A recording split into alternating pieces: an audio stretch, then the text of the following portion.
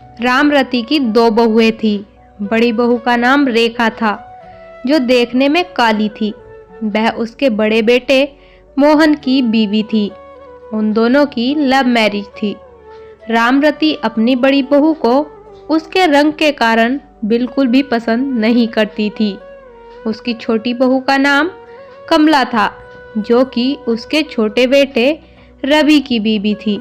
रामरती छोटी बहू कमला को बहुत पसंद करती थी, क्योंकि वह देखने में सुंदर थी और उसको रवि के लिए उसने पसंद किया था। रेखा कुछ दिनों के लिए अपने मायके गई हुई थी। रामरती अपने पति से रेखा की चुगली करती है कि अगर मोहन ने मेरी बात मानी होती तो उसकी भी कमला जैसी सुंदर बहू लेकर आती मैं। रामरती का पति भी अपनी पत्नी को समझाता था कि रूप रंग से कुछ नहीं होता, व्यक्ति के गुण मायने रखते हैं। लेकिन रामरती को कोई फर्क नहीं पड़ता था। एक दिन रामरती के छोटे बेटे और बहू ने गोवा जाने का प्लान बनाया। उनको 2 दिन बाद गोवा जाना था।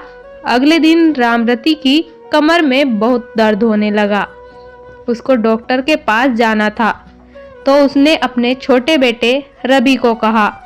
तो रवि ने बोला कि आज हमें शॉपिंग करने के लिए मार्केट जाना है, आप बड़े भाई के साथ चले जाइए। शाम को जब वह घर लौटे तो रामरती की तबीयत ज़्यादा खराब थी और घर पर डॉक्टर आए हुए थे।